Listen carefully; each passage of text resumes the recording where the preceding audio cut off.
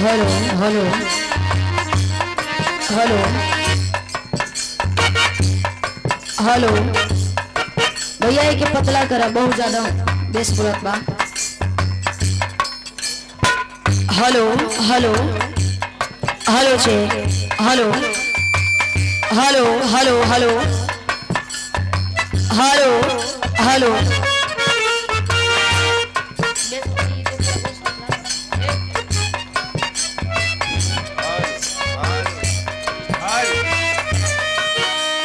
Hello hello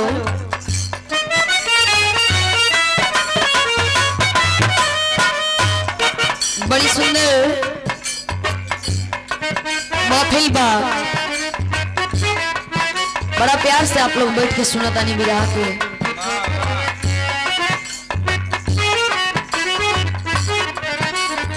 जैसे मन करे वैसे सुना। चिल्लात का हुआ बदतमीजी करे आलू वालो। भैया आई देखो कोश में आवाज नहीं के। ज्यादा बोलना से आदमी अच्छा ना कालन भैया। बस इतने कहा लिमिट में कौन सी निकलेगा। बड़ी सुंदर बिरार के देखवैया लोग निकल गए। बिरार के मेन सुनवैया लोग बाचल बड़े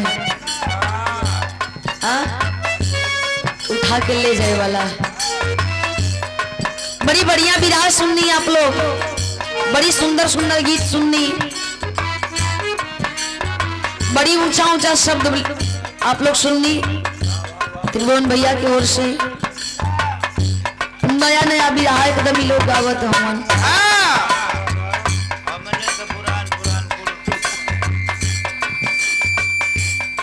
छोड़ा उतना गावत आवे क्या ठीक हो बढ़िया। उस समय पब्लिक चारों तरफ होड़ मचल रहा भैया। शांत करावे में थोड़ा सा इशू रहा। धीरे धीरे धीरे मुरारी के पार हो गई।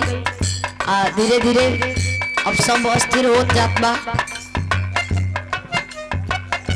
अब रबीना कैले का मतलब का इतन की हल्ला न होके।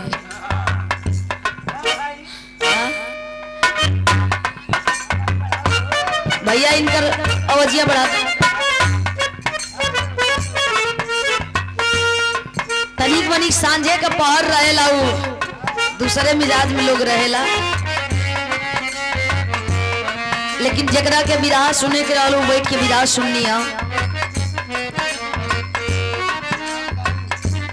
जयराम बाबू दोबारा कई बार बार बार अनेकों बार जयराम बाबू जयराम बाबू जयराम बाबू जयराम यादव पचफेड़िया से सने दिल बनी 100 रुपया बहुत बहुत धन्यवाद बा। बिरहा नया होके चाहे पुरान होके सुने वाला मनई के आनंद आ जाए बस। समझ में आ जाए चाहिए कि हम का गौली है। हम और कुछ न गा भैया। आई कुछ बजाओ गाओ खैर हम माफी चाह भैया। अच्छा जयराम बाबू जिंदाबाद। हाय भैया गुरुजी रुकी। जयराम बाबू जिंदाबाद। फिर मुर्दाबाद का बात हुआ। जयराम बाबू जिंदाबाद का बाबा बहुत बहुत धन्यवाद बा। ए बचवा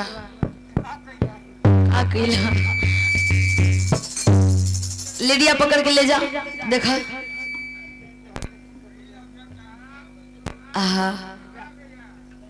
ककारा बरारा हमरा ना आवेल भैया। हम सीधा बिरहा गाइला जहाँ हमारे जतनी समझ हो तनी गाइला। हमसे डिमांड आप लोग ना करी बस। अब एक आध लाइन कुछ बजा के आवाज गरमा ली। एक के बाद इन लोगों की नई ब्याह सुनाई देते हैं।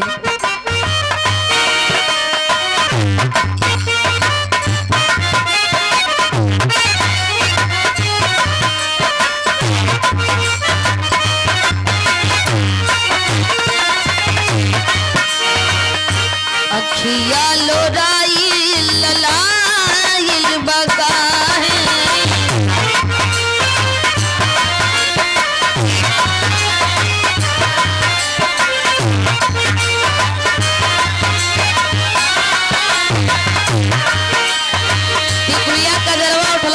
सबई गा लेला, लेकिन कुछ कुछ चीज ऐसा होला समाज में सभ्यता से परोसल जाला।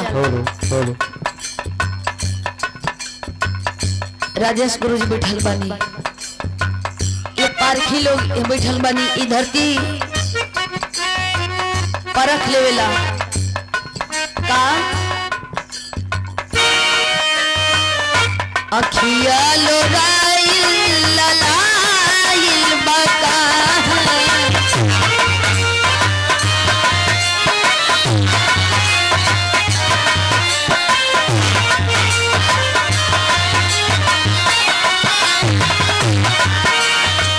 जयराम यादव भैया, रमेश यादव भैया, जयराम बाबू, रमेश भैया आशीर्वाद दिल बनी 100 रुपया, बहुत बहुत धन्यवाद, बहुत बहुत प्रणाम बा।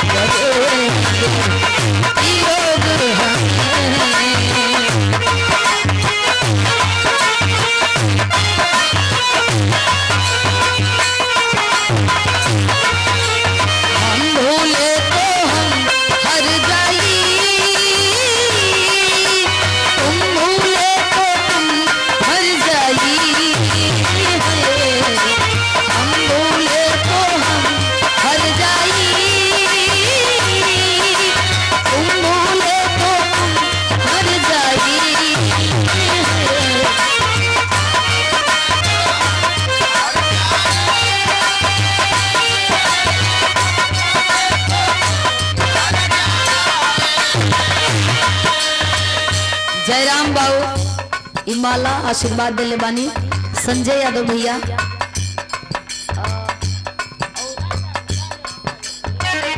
जिला परिषद में जिला पंचायत क्षेत्र पंचायत ये भावी प्रत्याशी हैं भैया हमारे संजय भैया बड़के भैया के द्वारा। संजय यादव भैया जी फिरोजपुर से आप जी के द्वारा आशीर्वाद आई बा, क्षेत्र पंचायत सदस्य हैं। सुंदर पुष्पहार ये 200 रुपयों से नवाजा गया, बहुत बहुत प्रणाम, आशीर्वाद की इच्छा रही।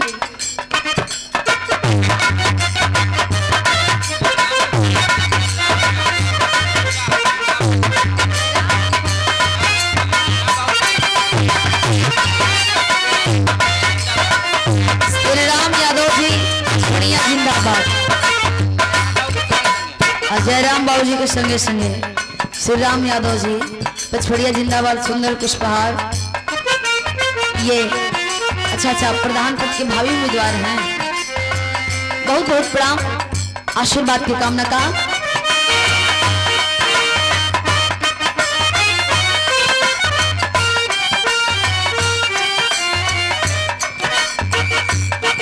भंवरे ने खिलाया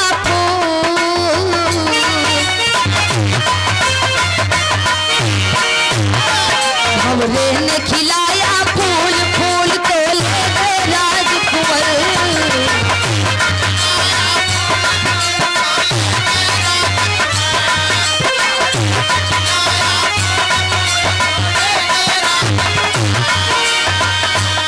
मुझे 9 लाख मंगा दे रे ओ सैया दिया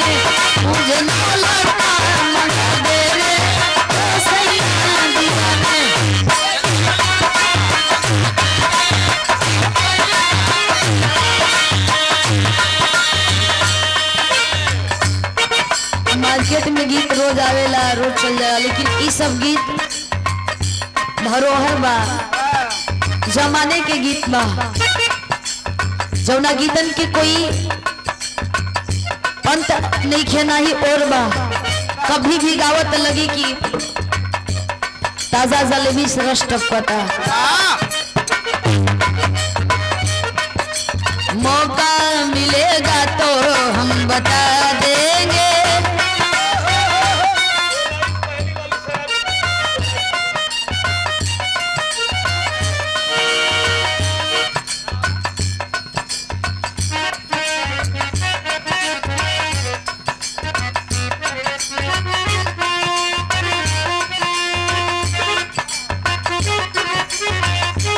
विजय यादव भाई सुंदर पुष्पहार लोग हजारों हजार रुपए के आशीर्वाद हमें बहुत बहुत प्रणाम बा। आशीर्वाद के कामना बा सकल पंच के प्रणाम पहुँचे का मुझे 9 लाख मंगा दे रे ओ सैया दीवाने।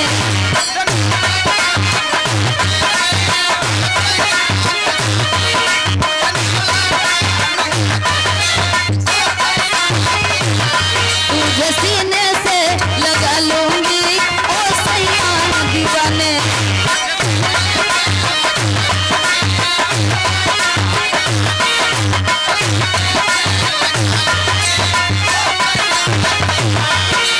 मौका मिलेगा तो हम बता देंगे। मौका मिलेगा तो हम बता देंगे। तुझे कितना प्यार करते हैं सनम।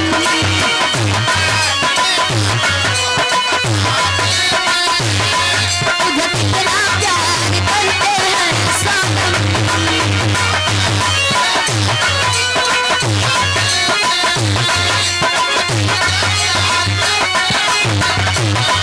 दिल अपना चीर के हम दिखा देंगे। दिल अपना चीर के हम दिखा देंगे। तुझे कितना प्यार करते हैं सनम।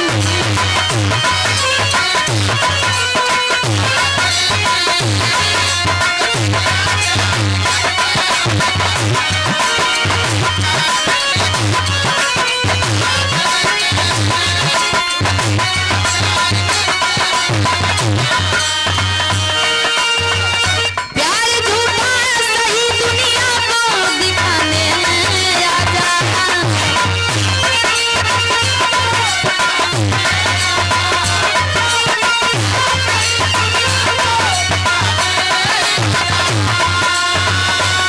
प्यार झूठा सही दुनिया को दिखाने आजा।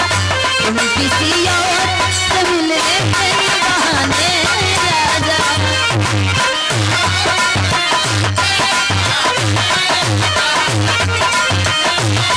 भैया रुका रुका रुका, एक कोनो लाइट गीत बजाला ताकि लोगन के मूड फ्रेश हो जाए। एक करीब बाद कांड सुने के बिचारा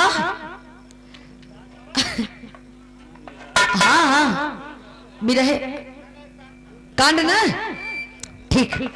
एक एक गीत लाइट लगाला पिंटू भैया। हाँ हाँ हाँ पहलवान भैया एक गीत लाइट बजा लेते हैं, बाद कांड सुनाते हैं। आवा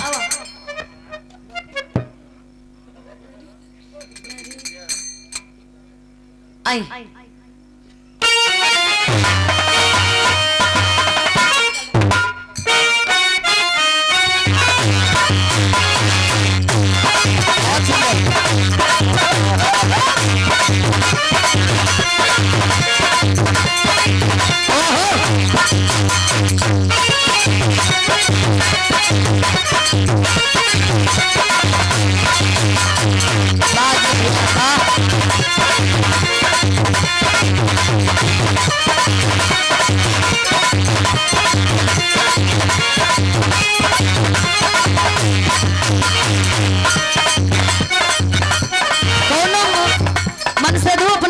कहत बा का कहे अरे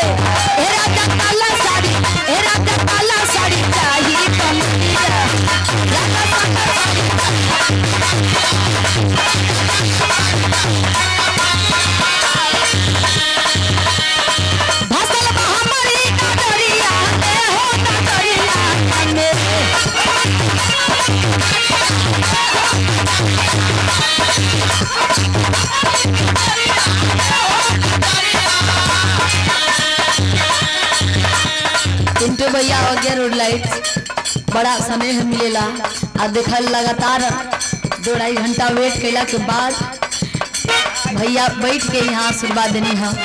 इस शानदार 500 रुपया बहुत बहुत प्रणाम बा और 100 रुपया बड़े भैया विजय भैया आपके द्वारा बहुत बहुत धन्यवाद प्रणाम बा। आशीर्वाद बस ऐसे ही आप लोगों का बनल रहे। कहे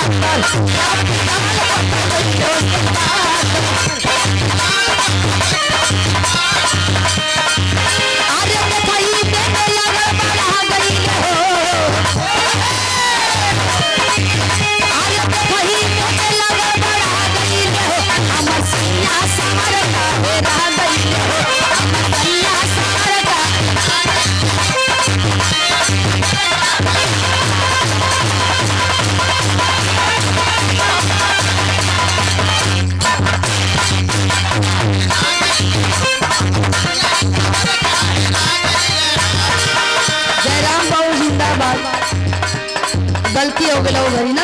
अच्छा ये सुंदर माला 100 के देने बहुत बहुत धन्यवाद बाबा। जयराम बाबू जिंदाबाद जिंदाबाद जिंदाबाद। अच्छा गलती हो गई देवर रुके दी हल हल हल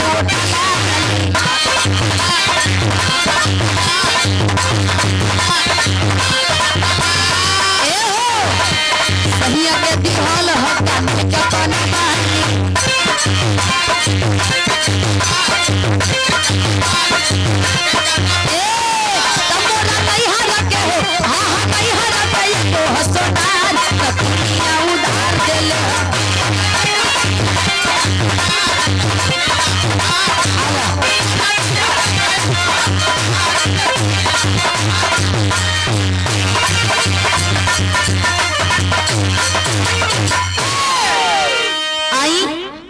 एक बढ़िया कांड का नाम रहा हमरे गार्जियन लोगन का और यार पहलवान भैया का आप हम लोगन का। अब बिरहा में मौका मिली तो हम गाई बिरहा में भी बढ़िया बढ़िया गीत बाई सन आप लोग आनंद ले काहे कि हाँ बढ़िया कांड सुनाओ था एकदम मिजाज बना के आप लोग बैठ जाए। सोचब हम ज्यादा से ज्यादा समय न ले ही कमे समय में और ओ बेरा इनाम भी आप लोगन का आशीर्वाद मिलत रहा वो भी बोले में लगातार हमार टाइम वेस्ट भइला ओकरा खातिर हम क्षमा चाहब लेकिन जौन भी समय बा हम यही में अपन प्रस्तुति दे दे। आई भैया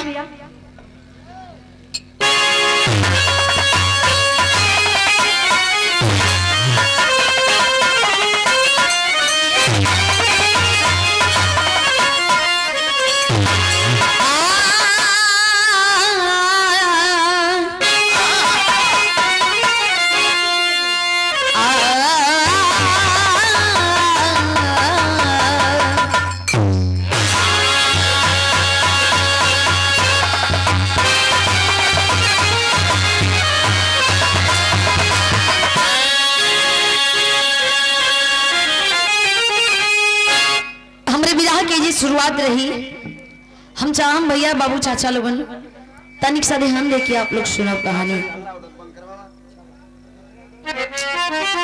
का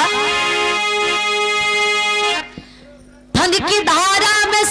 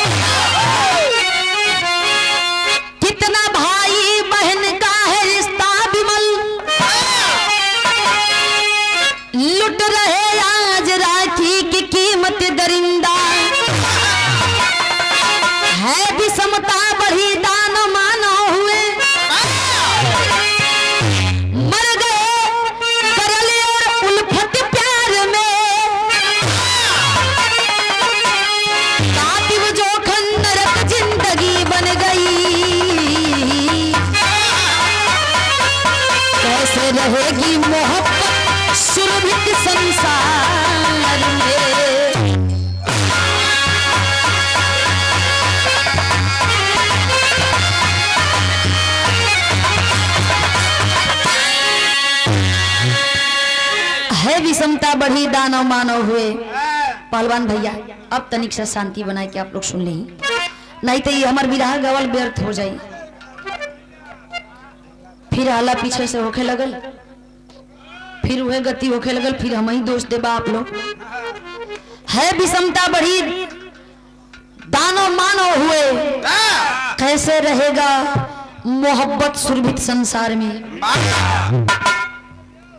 आखिरकार ऐसा ही हुई तो हर रिश्ता से विश्वास उठ जाए, और दुनिया में हर रिश्ता पर एक रिश्ता बहुत भारी है, जौना रिश्ता के लोग भाई बहन के नाम देवेला।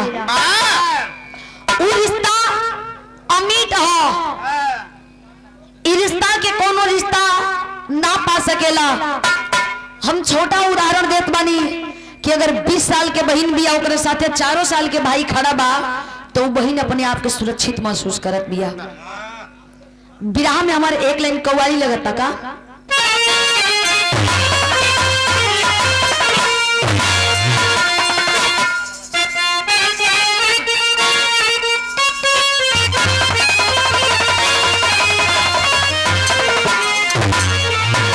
गलती हो गल तो से कई बार गलती हो गल बा।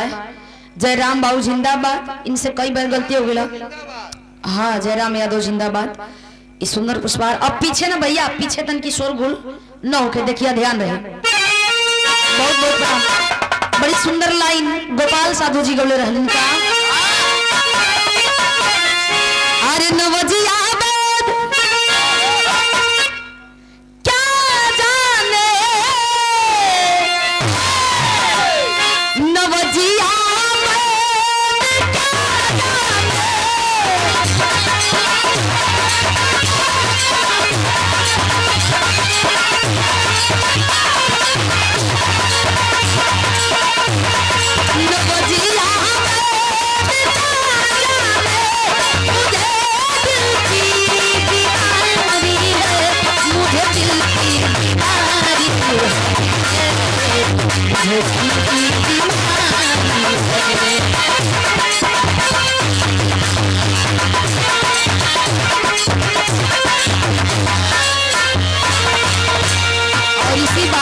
बड़े भैया विजय यादव भैया कमेटी के अधिकारी श्रेष्ठ सम्मानित व्यक्ति आपके द्वारा आशीर्वाद दिया गया।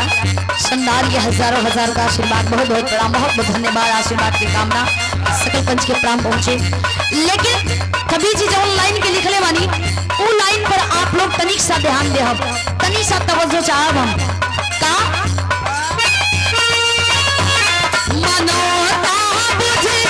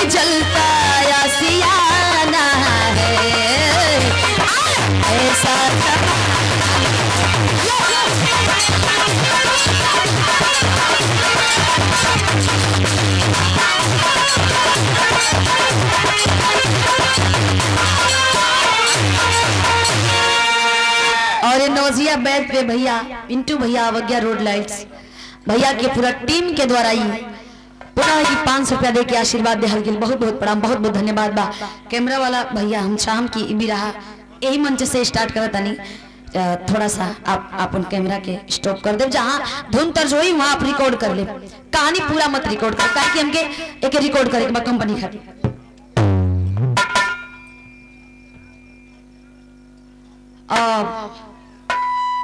हम चाहम कि सिपाही जी आप भी आ जाइए, पिंटू भैया अपन टीम लेके आ जाइए, सुनील भैया आप हूँ लोग आ जाइए, आज एक एक माला से सम्मान हो जा। भैया आप हूँ आ जाइए, विजय भैया एक माला से सम्मान हो जाए, एक करीब बाद हम बिराह के आगे की ओर लेके चलते हैं।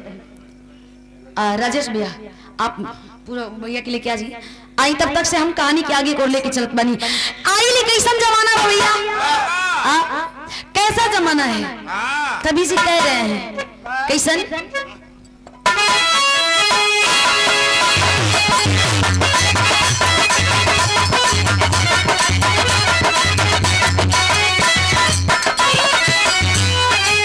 आ जाइए आ जाइए, रात में पैसा डालिए मन पे नहीं होता तो चलिए महाराज।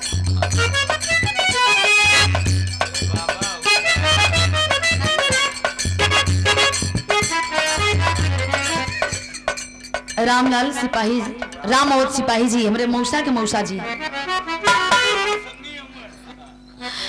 बिखमपुर से आशीर्वाद दिले बनी पुनः माला दा। अच्छा अच्छा क्या बात है, आप अच्छे कलाकार भी हैं, बहुत बहुत धन्यवाद प्रणाम। आई ऐसे शुरुआत होत बा बिरहा के।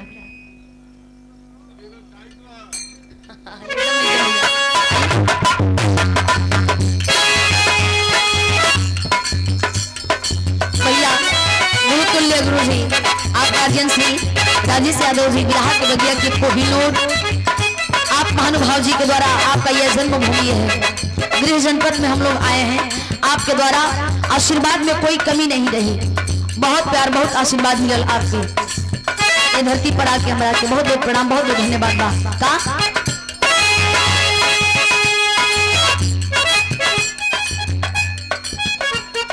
भैया आप हूँ आ जाए ना,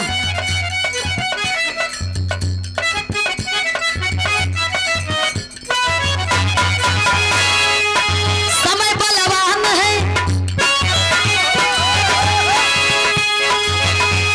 विजय यादव भैया जी के द्वारा आशीर्वाद दे बहुत बहुत काम, बहुत बहुत धन्यवाद का।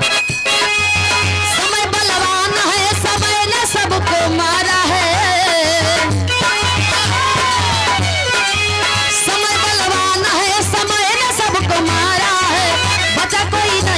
समय से सब हारा है।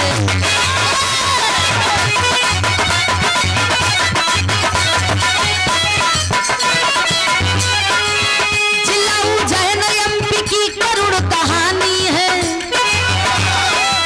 उज्जैन जिला एमपी, जिला उज्जैन एमपी की करुण कहानी है, गोपाल गंगा की तड़पती जिंदगानी है।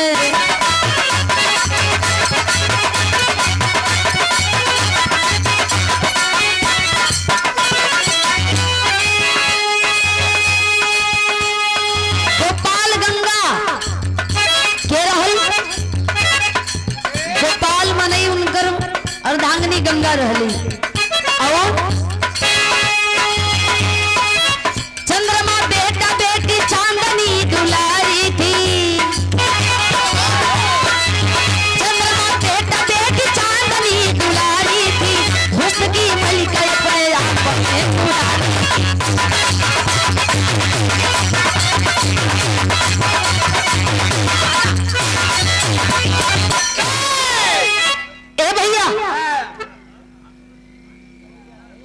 पंचायत न फरियाई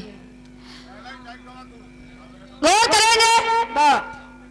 उज्जैन जिला एमपी वही जे कई कहानी लहल गई, गोपाल के पत्नी गंगाबाड़ी, दोनों लोगन के बीच में दो संतान बारन, एक बेटवा एक बेटिया, बेटवा के नाम चंद्रमा, बेटिया के नाम चांदनी बतावल गई। गोपाल दुई भाई हवन, जिनकर बड़का भाई बिरजू, उनकर पत्नी का नाम बेला बतावल गई। गोपाल और बिरजू और गोपाल के पत्नी गंगा और बिरजू के पत्नी बेला यानी कि दो भाई दुई दौरान जेठान हो गई। लेकिन चंद्रमा और चांदनी गोपाल के बेटा बेटी हमन बिरजू के कोनो औलाद नहीं खन। लेकिन देखी समय का मारल हमन भैया, समय कहाँ कोई की छोड़ ले बा। कैंसर से पीड़ित बारी, कैंसर से पीड़ित वाली गंगा आ कैंसर से कैंसर ही ऐसा बीमारी हो के करे इलाज कहीं नहीं खे कि आदमी ठीक हो जाई। जब हो जाला तो धीरे धीरे धीरे अंदर ही अंदर खोखला कर देवेला इंसान के। एक दिन इस शरीर के त्यागे पड़ जाला भैया। एक दिन अपने बेटवा अपने बिटिया के बैठा के समझावत बड़ी गंगा गोपाल गए हो मेहनत मजदूरी करे खातिर के। मेहनत मजदूरी का के लिए आवत बेटवा बिटिया के पालन भूखे घर चले, वही में दवाई का खर्चा जैसे तैसे जीवन यापन होत बा। लेकिन एवर देखी एक दिन अपने बेटवा बिटियन से कहत बड़ी गंगा का कहली बिरहा में गीत लगल भैया।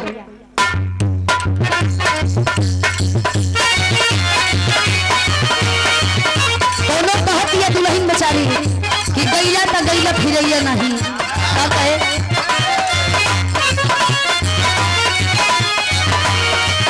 कहिला जब से बाहर याद आवे बार बार हो चिड़ैया बन के उड़ गइला।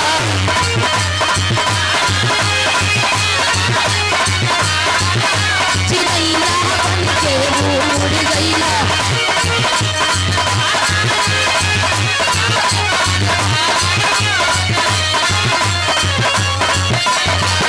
कहिला जब से बाहर याद चिड़ैया बन के उड़ गइला।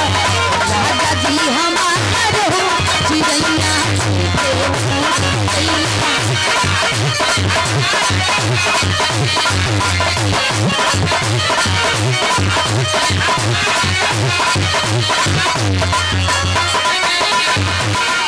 और ये भाव के बड़े भैया पिंटू भैया पूरा टीम की ओर से ये वगैरह रोड लाइट भैया के द्वारा पूरा स्नेह दिहल गई। शानदार 5 रुपए देकर के उत्साह बढ़ावल गई। बहुत बहुत प्रणाम, बहुत बहुत धन्यवाद। अच्छा विजय भैया, विजय यादव भैया आपके द्वारा आशीर्वाद शानदार हौसला बढ़ावल गई। हजारों हजार रुपए देके बहुत बहुत प्रणाम, आशीर्वाद की कामना बा। लेकिन समझाओ तड़ी अपने बेटा अपने बिटिया के का कहली। अंतिम समैया माई रोवेया सुधार हो पिंजड़वा से सुबनवा होई।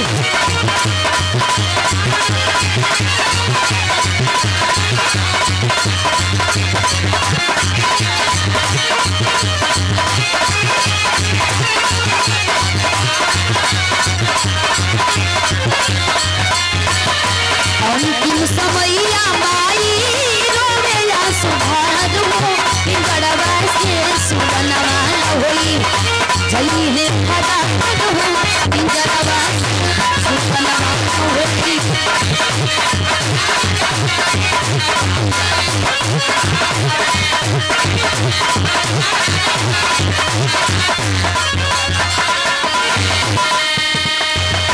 कहतड़ी ये बेटा बाबूजी कहाँ कहाँ देखी हरे लाल, हमरा मोला के बाद ई बहिया के तू ही देखभाल करबे, तोरे सहारे रही। का कहतड़ी रोवे एक बोर बाबू एक बोर भाई आ बहिया।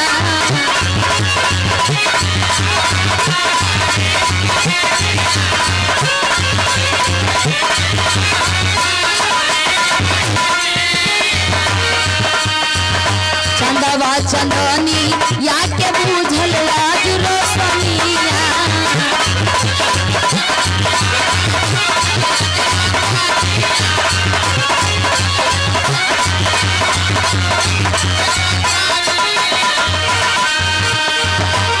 मोहन के नैया डाल के गइलू मजदार हो पिंजड़वा से सुबनवा होई। पहिले फरार हो पिंजड़वा से सुबनवा होई।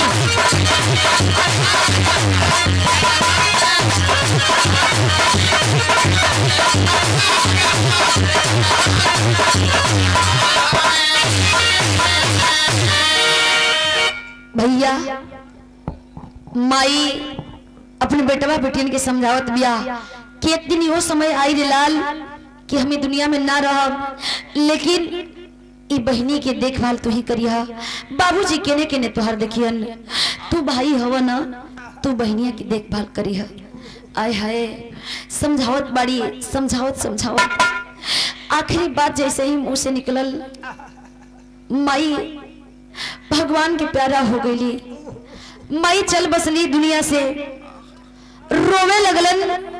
गोपाल और चांदनी, चंद्रमा और उनकर भाई, बड़का भाई बिरजू और भौजाई बेला, सबही रोवे लगल कि कैसन मुसीबत के पहाड़ डला प्रभु। अबे तो बेटवा बेटिया हमार छोट छोट उम्र कर रहा। आय हाय बिलखात बाड़न, रोवत बाड़न कि अब सगरो अनहार हो गई, अब कहर जाए जाए मन कर इस बीच मझधार में जिंदगी के डाल के चल गेलू। गोपाल रोवत बाड़न, बेटवा बेटियन के धीरे धीरे पाले लगलन। समय बीते लगल, 13-14 साल जब बीतल बा तो एक दिन उनके मन में ऐसन बात चलल जो न बात के लेके बड़ा प्रभावित भइलन। विरह में गीत बदलता।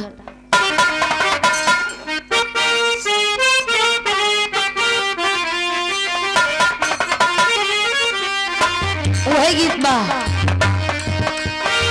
रोजे रोजे जाली तू तो दुल्हन कहलस कि रोज जालू लेकिन कहियो लेके ना आवेली। रोजे रोजे जाली तू तो पिया के ना करिया।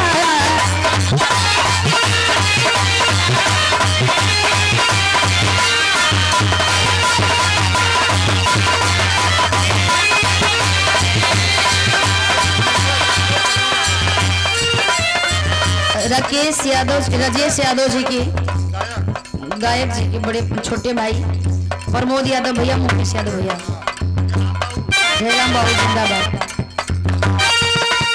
100 रुपया दिए, बहुत बहुत धन्यवाद, प्रणाम का। रोजे रोजे जाली तू पिया के नगरिया, कहियो ना आवस तोरा संग मोर सावरिया। नाही आवे वो परसा ने सरे, नाही आवे वो परसा ने सरे। हमरो कोई कैसे ले गलती चली आले, पिया वापस ला जवना से।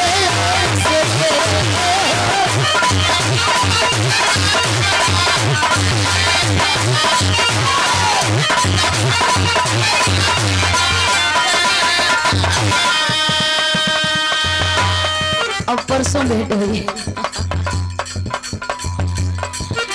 यह आशीर्वाद नहीं मेरे बड़े भैया सुनील यादव भैया जी, लतीफ साहब बंधा, बड़ा समय आशीर्वाद मिलेला। हमरो के वही देसे ले गलती रे लिया रे, हमरो के वही देसे ले गलती रे लिया रे। पिया वापस ला जवना दे दे दे हो।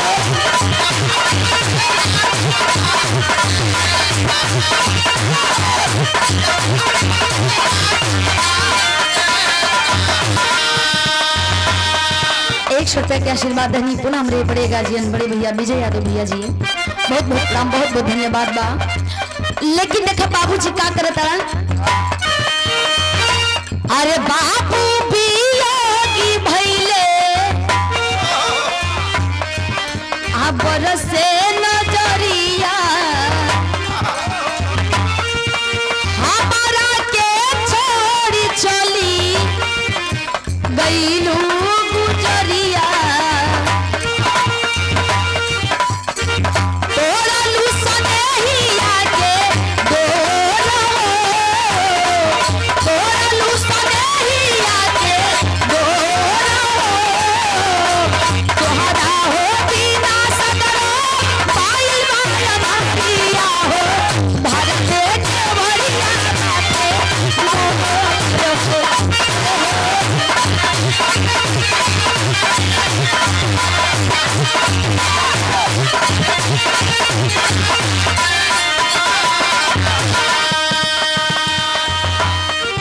बाबूजी एक दिन बैठ के सोचत पड़न कि छोड़ के चल गेलू हम का करी, तोहरा भी ना तो पूरा दुनिया ही सुना सुना बा।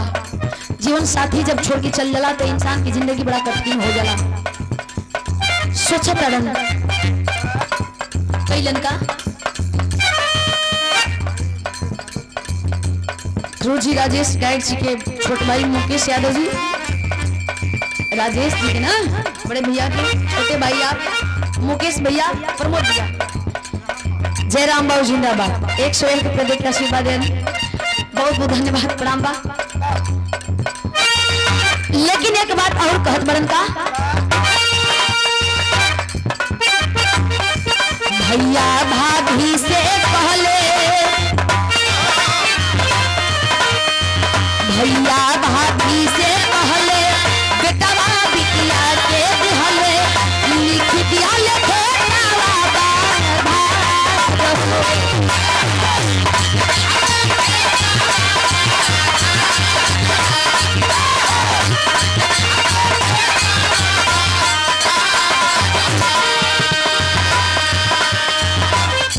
अपने बड़ भैया की बिरजू के लगे जाके अपने बेटा बेटियन के सौंपत होन का कहत होन,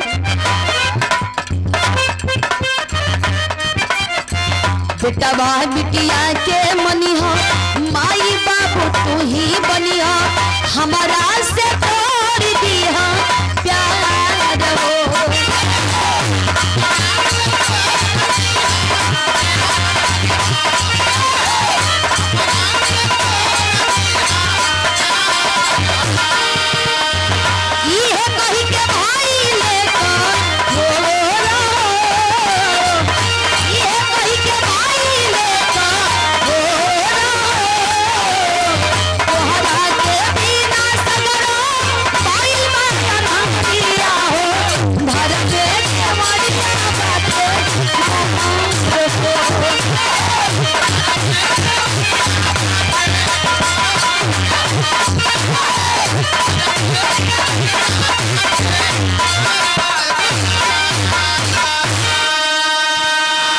गोपाल अपने बेटवा अपने बिटिया के लेके गेलन, जमीन जायदाद के कागजात लेके गेलन।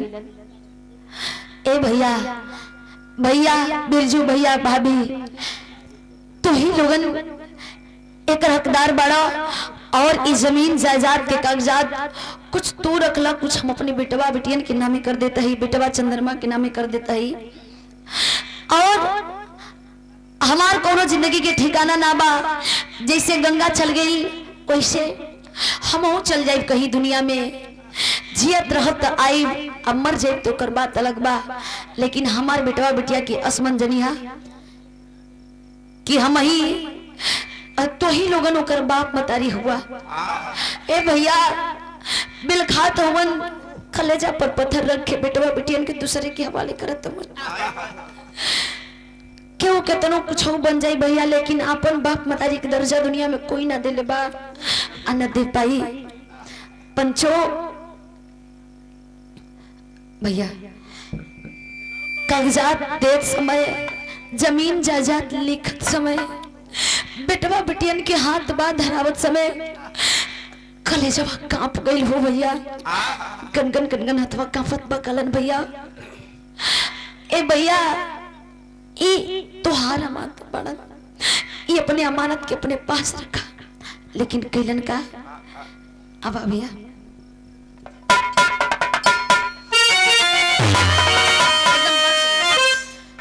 एक बहुत पुरान गीत बा, बहुत जमाने में लोग गावत रहलन का, अरे काला काला छाता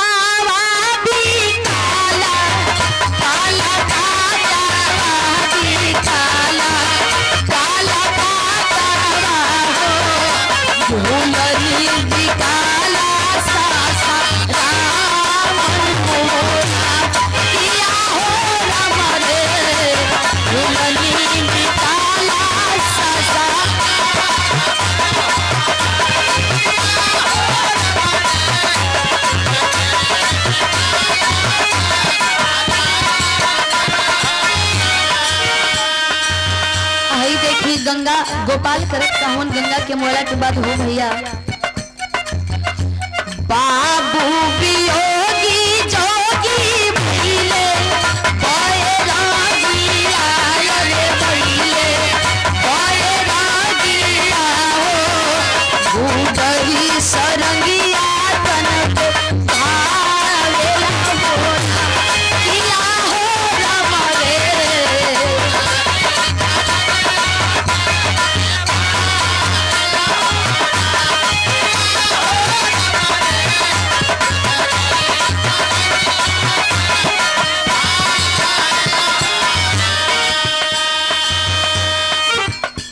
बैराग मन में आई, बैराग जब समाला तो दुनिया का हर मोह माया से इंसान मुक्त हो जाला। बैराग मन में समायल बा, सारा धन दौलत जौन भी रहल दे लेके बड़का भैया भौजाई के बेटा के बेटी के छोड़ के आ जाके जोग रमाला लन सरंगी।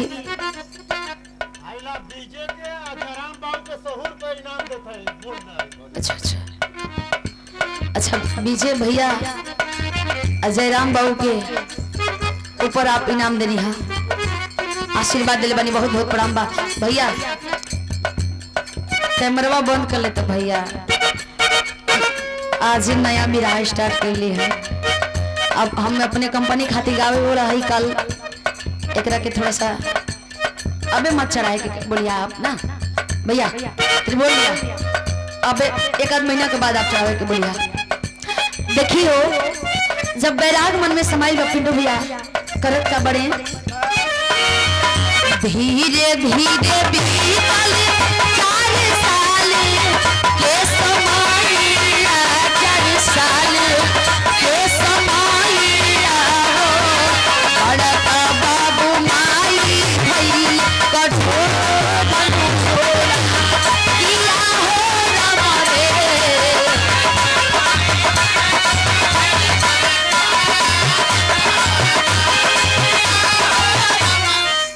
4 साल जब बीतल बनू भैया, 4 साल तक परवरिश बढ़िया से कही ना लोग, लेकिन 4 साल जब बीतल तो अपन सौतेलापन व्यवहार दिखावे लगलन। एक हक अन्न अन्न के तड़पावे, एक हक दाना के, एक हक पानी के तड़पावे लगन। बाबू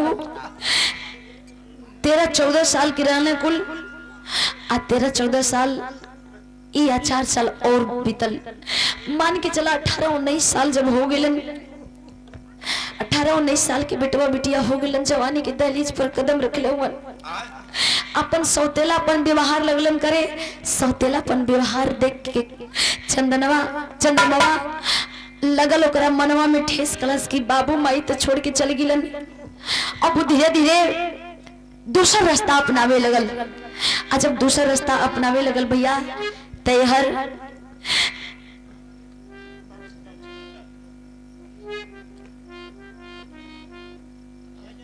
अच्छा आप जयराम यादव बाबू जी, आपके द्वारा आशीर्वाद दिल गई। हम चाहम कि इतना घड़ी तो जौन भी भइल भइल, लेकिन ई बिरहा हमार मेन पॉइंट पर बा। 10 मिनट आप लोग आशीर्वाद दे के ध्यान से सुन ली। जयराम बाबू जी के द्वारा आशीर्वाद दिल गई, सुंदर पुष्पहार और 100 रुपया बहुत बहुत आशीर्वाद की कामना रही। अरे भैया सौतेलापन व्यवहार से उब गईलन, बिटिया के दरकिनार के देलन, जा अपन देख लिया हमरे घरे यहाँ तुहार बाप माई कमा के नहीं खेदे लेके तू खैबू। अरे कलंकिनी बिया, कुलछनी बिया, ऐसा ने ना रही तो अपना बाप मतारी दोनों के खा जाइत, अपने बाप मतारी के चबा जाइत।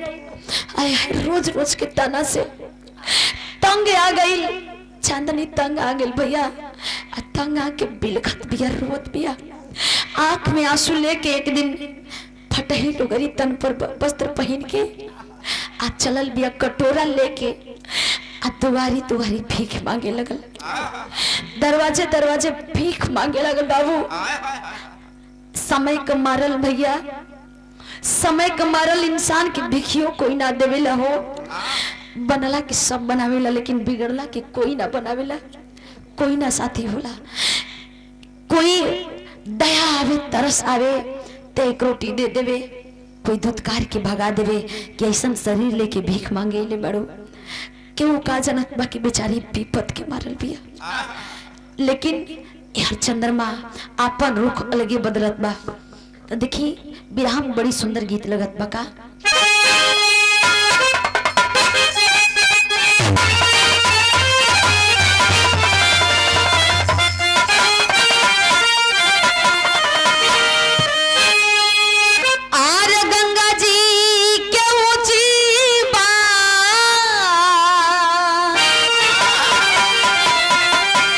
हमारी बहन लगन गावेली, आरे गंगा जी के ऊंची बा, आरे अररिया नु हो,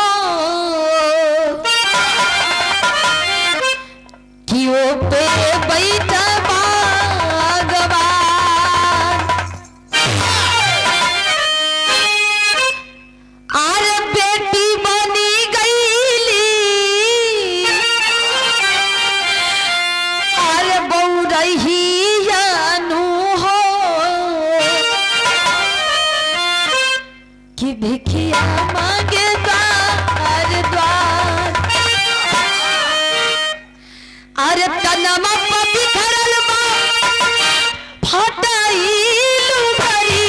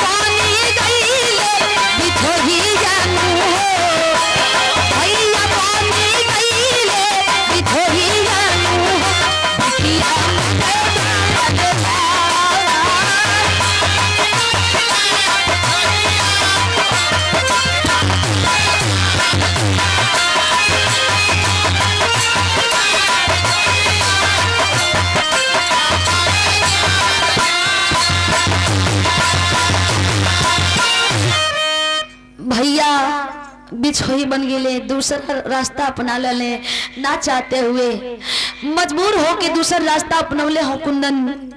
लेकिन ए भैया सॉरी चंद्रमा और यह चांदनी हो, अरे दूसरा के दोरिया पे जाए तो कोई कुछ देवे तो कोई कुछ और बात करे, कोई कुछ होकर गलती मतलब निकाल देवे कि मन का बढ़ई न बिया,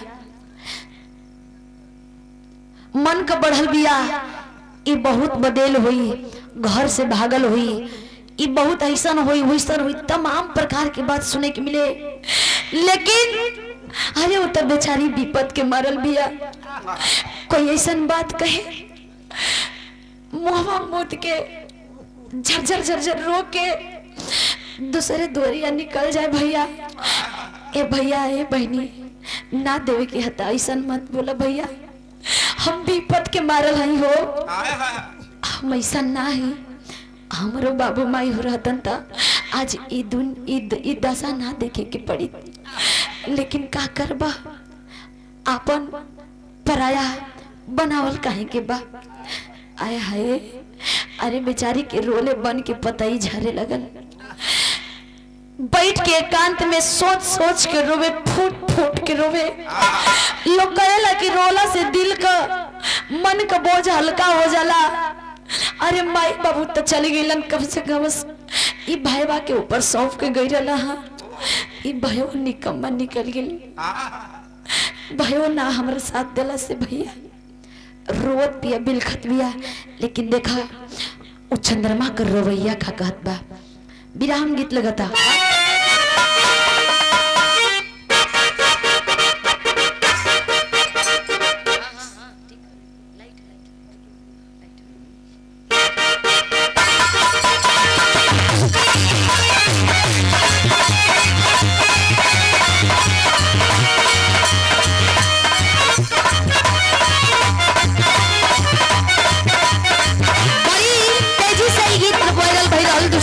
लगनिया में खूब बाजल, कोनो लड़की बारात में लड़का गई रहे, ओकरा के देख के कह दिया कि देखा रहन सुधारला था तो ढेर जने तो भैया बारात करे जाला लोग तो उचकी बेदी पर चढ़ेला, सोचेला कि हम दिखाई देही कि ओहर तक हाँ आकाशे ताकि हम एक दिखाई लोग देवे। देखा का कहती है लड़की,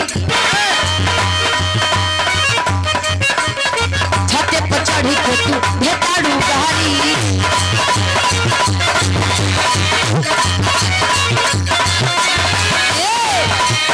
कि हलवारी तो हर चली जाई भारी,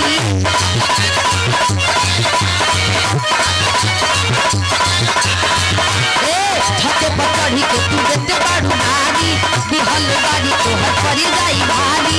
कलई क्या कहलस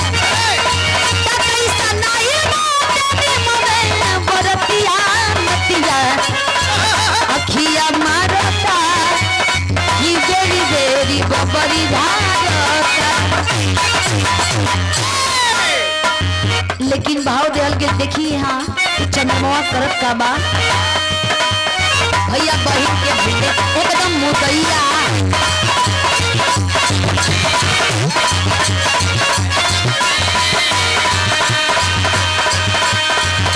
आगे दारू के नशा में दोस्त बा, रातों दिन दारू पियता आ दारू पी के ऐसा हालत बना दिले बापन कि जौना हालत में उबाव करा के लोग अब कहता कि मर जाई, लेकिन जब तक दारू के नशा रहे तब तक तो ठीक रहे आ दारू के नशा जब उतरे तो फिर ओकरा के दारू चाहे लगे। कहीं से न कहीं से कोनो न कोनो उपाय लगा के दारू के चाहे। जौन भी ओकरा नाम पर 2-4-10 बाबू छोड़ले रहलन ओहू के बेच खेड़ा दलस। कहे के बता भैया बहिन के भइले बड़का जुआरी।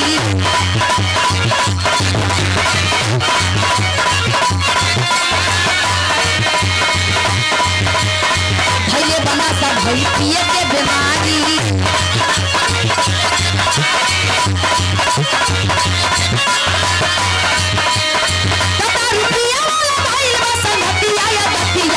मतिया मरल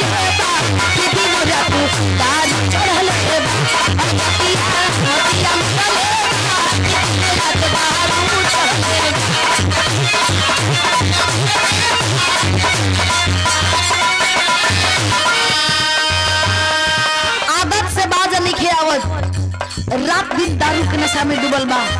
कोनो चढ़ा देना सनोकर संगी साथी दोस्त जैसना लोगन की संगत धैले रहे। कहल जाला संगत से बुढ़ होत है, संगत से बुढ़ जात। जैसन परवरिश में रहे लगबा वैसने होखे लगेला। कहे के ना पड़ेला भैया अपने आप हो खाए लगी, आदमी करे लगी। अरे ऐसा कोनो बात नहीं के देखवा एक दिन ओकरे के पैसा ना मिलल, जब पिए के कोनो व्यवस्था ना मिलल तो ओकर पियक्कर दोस्त जौन रहला कहला कि अरे चंद्रमा तोर बहिनिया रे, तोर बहिन कलश की तब बहिन भीख मांगतिया, कलश की भीख मांगतिया, लेकिन एक उपाय करबे तो हमन के पिए के जोगाड़ लंबा समय तक चली। आय हाय मन में ऐसा खिचड़ी पकौले लोग कि ओकर दिमागवा से बतिया उतरबे ना करे। आके बहनिया से कहलस का कहे कलश बहिन से एक दिन भैया मुदैया।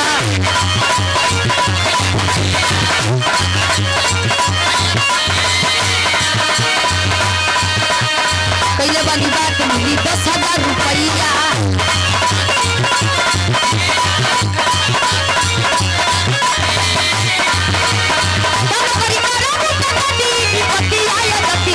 मतिया मरल के दिन रात दारू चढ़ल। मतिया मरल के दिन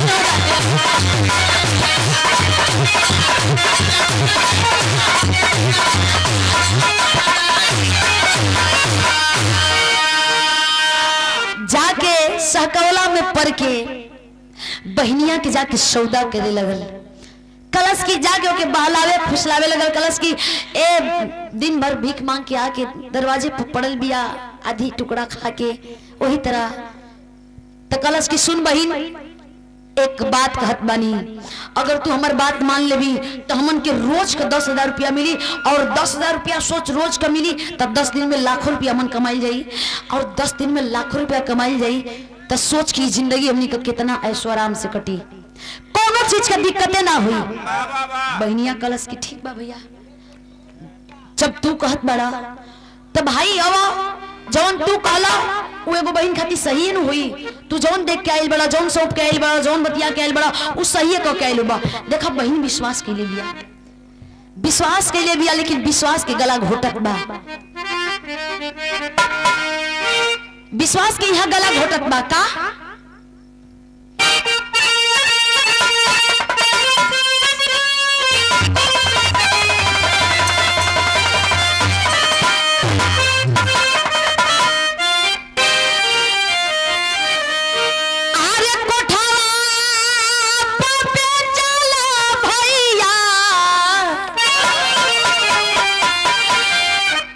अपन तू बहिनिया हो। बाला फुसला करके लेके गया है। चल बहन चल, बहुत बढ़िया जगह नौकरी लगावत है। वो नौकरी के तू कबो सोच ले ना हो वो, आय है बहनिया कलश की हमनी की जिंदगी जो नहीं से बा बीत जाई हंसी खुशी का दिक्कत बा बढ़िया पैसा मिली हमन अपन जीवन सुधार ले जाई। माई बाबू के गैला के बाद ये नु सहारा रहल माई करे के सौंप के गई बाबू एकरे के सौंप ले रहा बड़का बाबू बड़की माई के सौंप ले रहा तो दूधकार देना लो अपने दरवाजे से भगा देना लो। भैया हमरा खातिर बढ़िया सोच ले बा अरे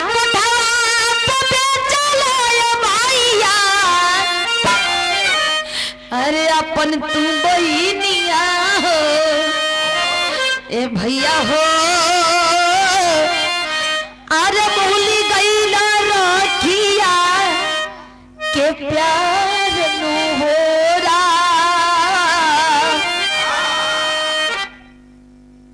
जब लेकर के गया कोठे के पास कोठे के अंदर प्रवेश कराया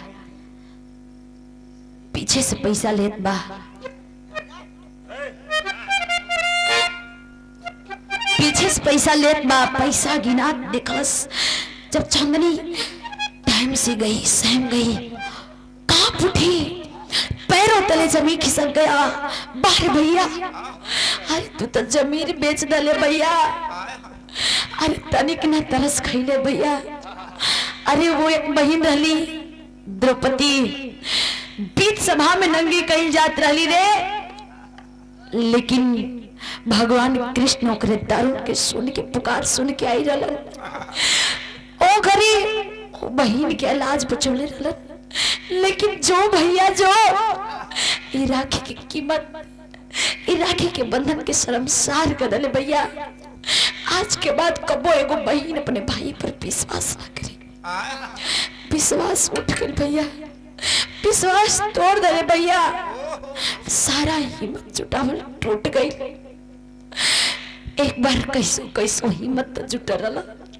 लेकिन वो हिम्मत तोड़ डाला भैया हिम्मत तोड़ डाला रोत बिया चारों ओर तक अनहरियल करता कलश के जगह पर विश्वास कैनी हो भगवान कि आज जोनो भीख मांग के जियत रनिया कम से कम या बरुत ना नीलाम होत रहा लेकिन सरेआम लिया के बाजारू बना दले भैया हमके नीलाम कर दले भैया रो के भैया के पौवा पकड़ के गिड़गिड़ाए लगल ए भैया ले चल हमके जैसे हमके जा नहीं खे रहे के नहीं खे मन करत रहे के लेकिन दुत्कार करके छोड़ करके डांट करके वहां से निकल गया निकल गई तब बहनिया कहत बिया हे परवरदिगार आलम हे प्रभु हे भगवान ये बिटिया के लाश तोरी हाथ में बा एक बिटियन खातिर के सबसे बड़ा दौलत होकर आबरू होला अरे कीचड़ लग जला कपड़ा बता देवी ओके बर्दाश्त ना करेला लेकिन दामन में दाग लगल कैसे छुट्टी भैया तू ही बताओ कैसे छुट्टी रो के कहलस का कहलस अपन दर्द के बयान करत बिया प्रभु से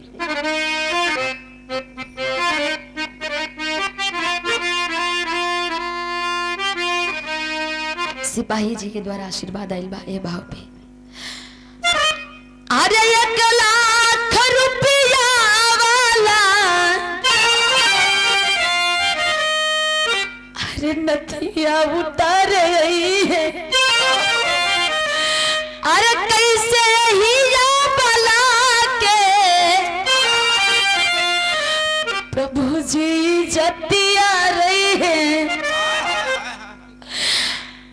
अरे भाई लिया नारिया कुटी के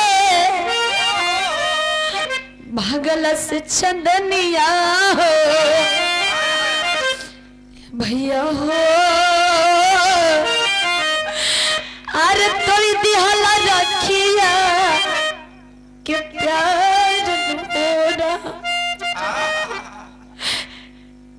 भैया यह दौलत के दरिंदा या कि नोचिए हे भगवान तू ही सहारा बड़ा बड़े बड़े रुपया वाला सौदा कर ले बड़न कोठे की मालकिन बुलबुल सौदा कर ली है एडवांस ले ली है कि नई चिड़िया कोठे पे आई है आय हाय लोग आवे शुरू हो गइल बाड़न। जब घमासान लगल बा, पता चलल बा कि लोगन के कोठा पर आवागमन हो गइल बा। कुछ रात बीतल, शांत भइल। आ जब शांत भइल, मौका के तलाश कैलस, फायदा उठा के मौका के बांध के सारी खिड़की से आ हिम्मत जुटा के कूद के भागल बिया। आ कूद के भागल बिया, भागत भागत भागत जान बचा के भाग के गइल कहाँ? 2 लाइन विदेशिया लगल बा।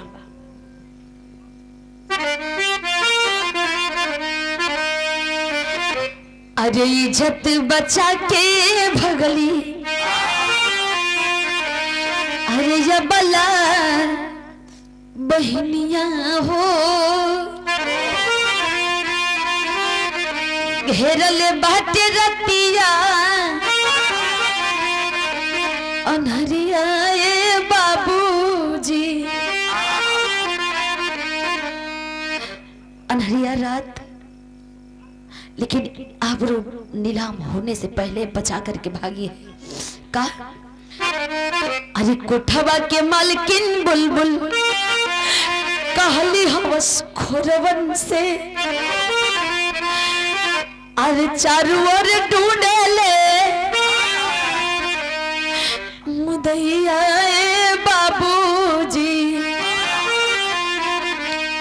पता चल गया, भोर हुआ, पता चला कि नहीं है, नहीं है वो लड़की जो नई लड़की आई थी। खलबली मच गया चारों तरफ। कोठा में सबको कोड़ा की मार पड़ने लगी। कहाँ गई थी तुम लोग? कहाँ थी? कैसे थी कि वो निकल के चली गई?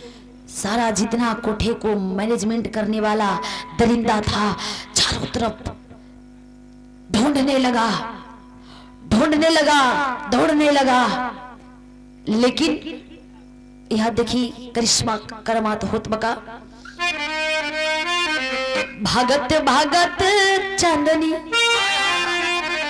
गली जब जंगलवा में,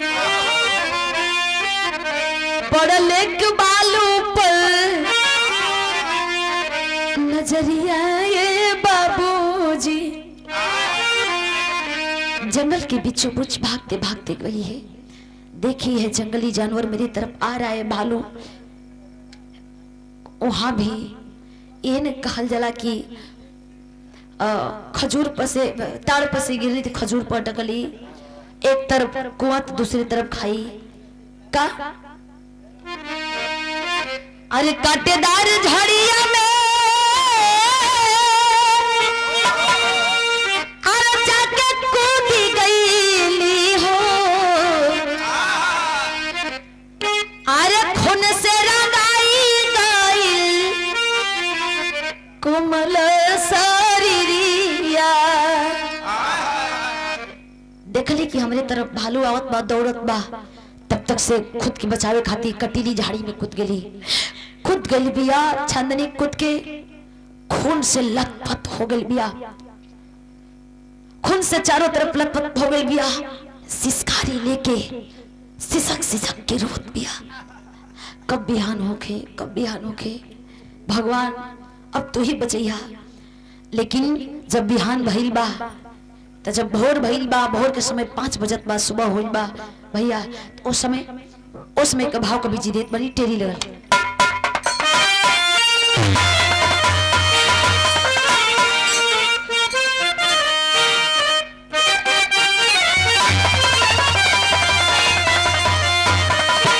अरे इज्जतिया, बड़ी ऊंची लाइन है, बड़ी मार्मिक लाइन है। सबके घर बेटी बहन है। हमके विश्वास बा कि विरहा सुन के आंख से आंसू ना आई, लेकिन कलेजा कंपित हो जाए। अरे इज्जतिया कैसे या बलन के रही, अरे इज्जतिया कैसे या बलन के बची। तो भैया भाई होके ना रखले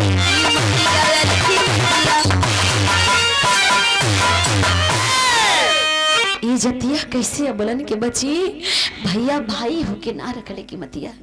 बारे भैया, तब यह भाव देहल गई। गीत बा, गीत से बढ़िया भाव बका। गीत को हेलाइन बा कि बाबू दरोगा जी कौन गुनहिया बनल पियवा मोर।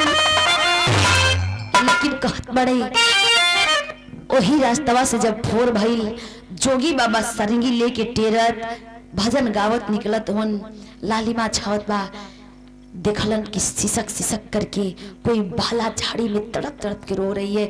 जाके पास जाके नजदीक से जब देखले बड़न तो लड़की सिसकी लेकर के रो रही है, तड़प के रो रही है। तक कैलन का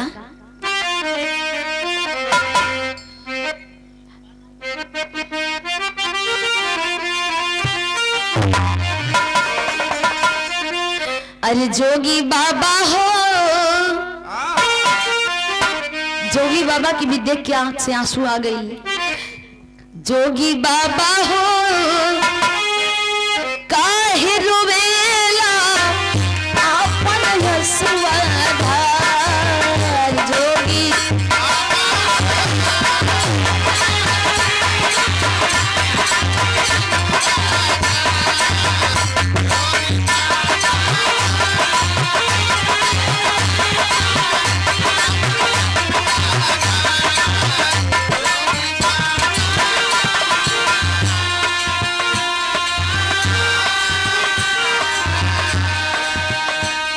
कटीली झाड़ी से जैसे तैसे करके जोगी बाबा चांदनी के बाहर ले आए गलन। बाहर ले आके सामने देखलन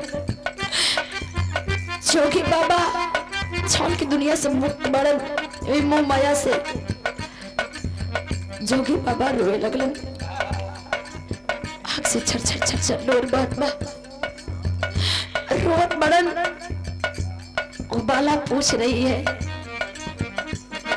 बाला पूछ रही है कि जोगी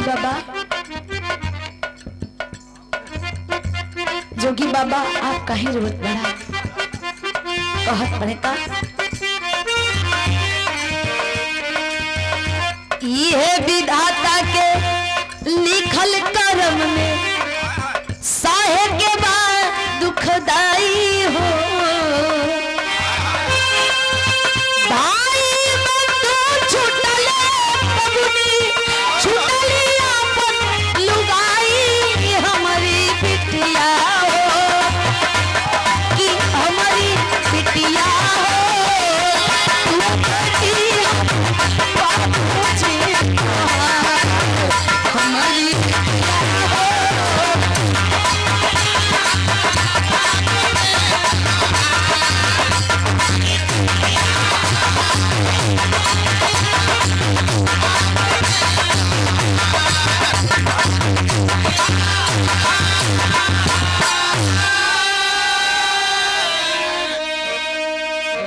भैया विजय भैया के द्वारा आशीर्वाद दे रही, बहुत बहुत प्रणाम बा। ए भैया जोगी बाबा से पूछली बड़ी कि बाबा आप कहे रोत हो, बाबा आप कहे रोत हुआ, हमें छोड़ दो बाबा हमारे हालात पर। विराह के हमारे गुरु तुल्य हैं आप राजेश यादव जी, गुरु जी के द्वारा आशीर्वाद दिया गई। भैया पूछत पिया चांदनी की बाबा आप कहीं रोत हुआ, जो कि बाबा अपन आंसू ना छुपा बोलन रो के कहने बेटिया अरे तू हमार बेटी है रे, अरे पगली तू हमार बेटी है, हम तोर बाबू है। कहे लगलन सारा दास्तान बतावे लगलन कि तो के छोड़ के गई रानी बेटी, तोहर भाई के छोड़ के गई रानी बड़का भैया पहुंची के सहारे। हम ना जाननी कि तुम्हारी ये दशा हुई, ये दुनिया देखा तो कबू, लेकिन तुम्हारे माई के गैला के गम ऐसा सतौलस कि हम परसों तक घर परिवार के भुला गए रही। हर चांदनी पूछे लगलन कि कैसे भइल बाबू, आप बीती बताई है कि बाबू बड़की माई बड़का बाबू एक अन्न के निवाला खातिर तरपा गलन हो, मजबूरन हमके भीख मांगे के पड़ल, फटही लुगरी पहिर के बिखियो मांगत खातिर नहीं भाईवा पियक्कर निकल गई, नशा में धूत रहता। एक दिन ओकरे बात मान के लेके नहीं भाई लेके गई हमके कोठा तक बेच दलस बाबू, कोठा पर बेच दलस। हर घर ना बुझाई लेकिन कोठा पर जब बेच के आई ना वो समय हमके हर दुनिया लोग लगल। सारा बीती बताई है, सारा बीती बताई है। जोगी बाबा लेके अपनी बिटिया की चलत बड़न कलन। अब हम ये हालत में तोके ना छोड़ब, लेके चलल बड़न। भैया देखिए एमा दो लाइन के आल्हा में बतावे के पड़ता।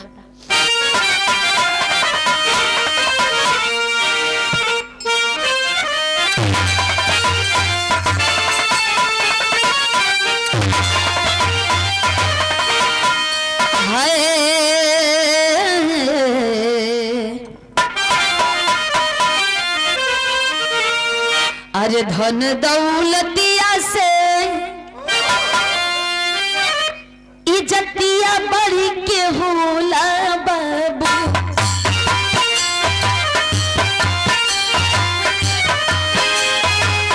धनवा से धर्मवा बढ़ी के होला सरकार।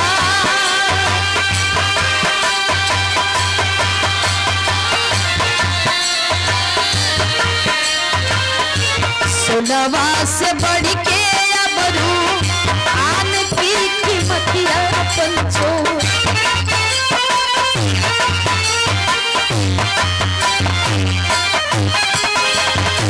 सोनवा से बढ़ के होला ममताया दुला।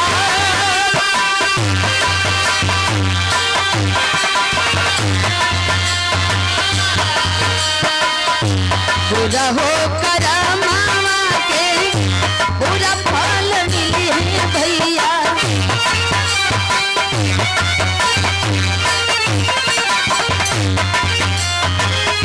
कर जाई नेवरिया एक दिनों पर मगधा।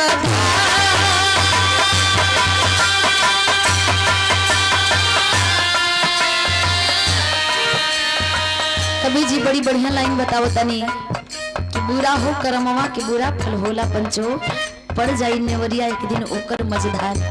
औरी का बेला बिरजू करे आवत रहल दरसनाय भैया,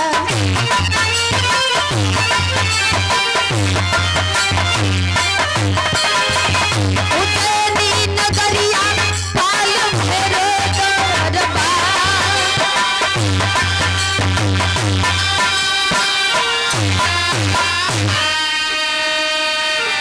भैया हो बाबू हो, बेला बिरजू की पत्नी और चंद्रमा के लेके काल भैरव के मंदिर दर्शन करे खातिर जात रहलन उज्जैनी नगरी।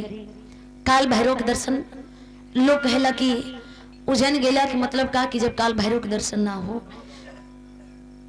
काल भैरव के दर्शन करे जात हुवन भैया। लेकिन आई पंचो आधे रास्ते पहुंचल हुवन, आधे रास्ते में पहुंचल हुवन राहगीर के बचावे में, रास्ता चले वाला मनई के बचावे में। रास्ता आदमी चलेला गाड़ी के बचावे के होला, अब तो पैदल इंसान बा बचावे में। ऐसन गाड़ी के ब्रेक लेला कि गाड़ी ऊपर पहाड़ी से ढमला ढमलात नीचे आयल, घायल हो गई ने।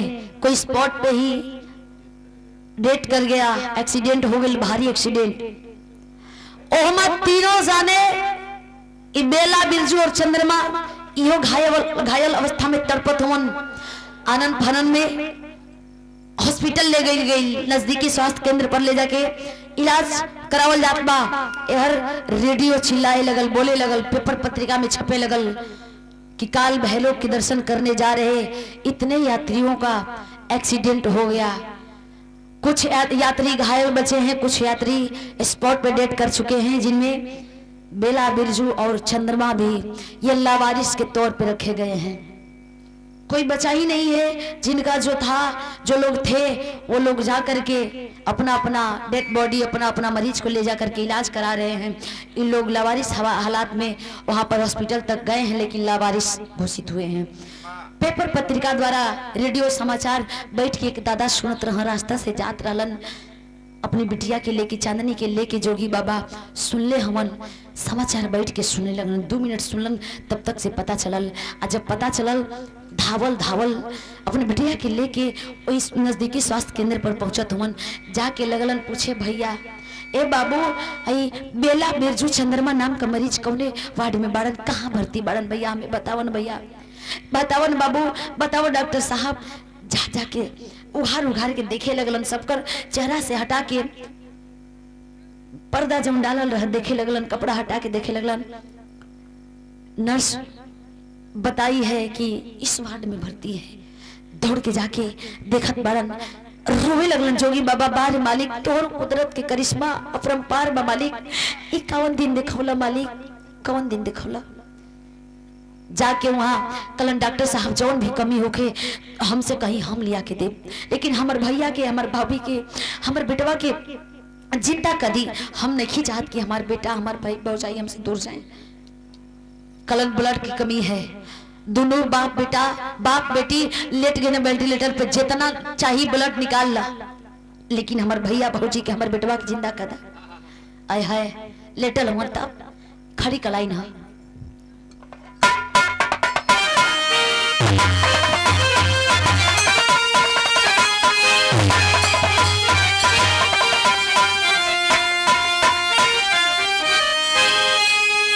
अरे बाप बेटी अपने तन के भैया, अरे हई देखे खुनावा, बड़का बाबू माई भैया के बचवले जनावा।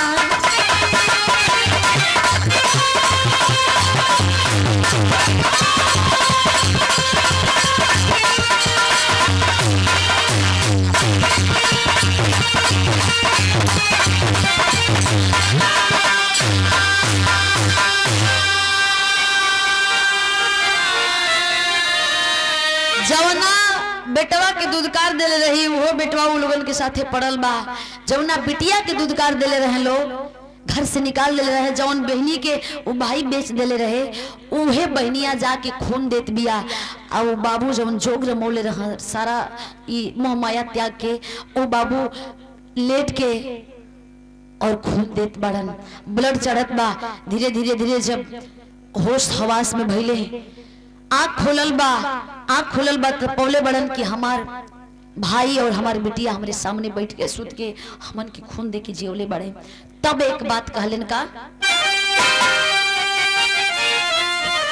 अरे धन्य हो बेटी हमर चांदनी बहिनिया, अरे आके तू हमन के बचवलू जिंदा गनिया। तो जुग जुग रेड़ी रहब जा दुनिया तोहर गाई गुनावा। तो बड़का बाबू माई भैया के बचवली जनवा। तरस खा के एहसान मंद हो के एहसान जतावत अड़े कि हमन एहसान मंद बानी जा, हमन के माफ कर दिया।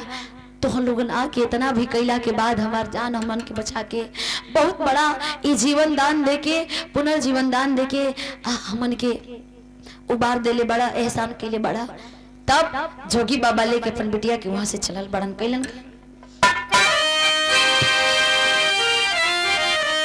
अरे शर्म से झुकी गई ले तीनों पापिया मुदैया।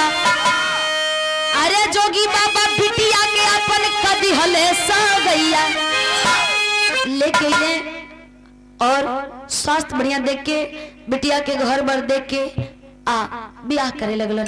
जब ब्याह कर दिलन तब बेटी बाप के छोड़ के चलली हई भाई के धनावा। तब बड़का बाबू माई भैया के बचवली जाना।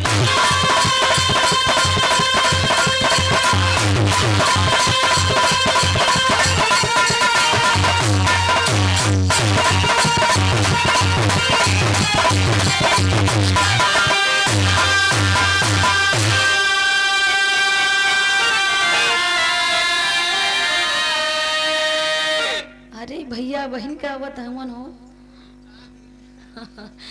पिंटू भैया अवज्ञा रोड लाइट पूरा टीम भैया के द्वारा पुनः ये भाव पे आशीर्वाद दिले बनी भैया 500 रुपया बहुत बहुत प्रणाम भैया के चरण में बहुत बहुत प्रणाम बा पूरा टीम के धन्यवाद बा सकल पंच के प्रणाम बा। ए भैया ई रहल एगो परिवार के व्यथा त देखा परिवार परिवार होला। अंगूर जब तक गुच्छा में रहेला ना भैया भैया जब तक अंगूर गुच्छा में रहेला तब तक ओकर कीमत कुछ और होला। आ जैसे ही वो अंगूर के दाना गुच्छा से टूट के अलग हो जाला तो ओकर कीमत कुछ और हो जाला। ऐसे कहल जाला कि ज्वाइंट जब तक बा ई शरीर का हर एक अंग जुड़ल बा तो हर ताकत के आदमी आजमा सकेला। ई पांचों पंजा ई पांचों उंगली मिल के एक पंजा के रूप ले सकेले ताकत हो जाला। आदमी हर जौन चाहेला वो कर सकेला एक उंगली से कुछ ना हो सकेला। ऐसे परिवार की कीमत परिवार ही समझे तब बेहतर बा परिवार ना समझे तो फिर ई ना समझी कहल जाई। जैसी करनी वैसी भरनी आगे आ जाला। आखिरी भाव बका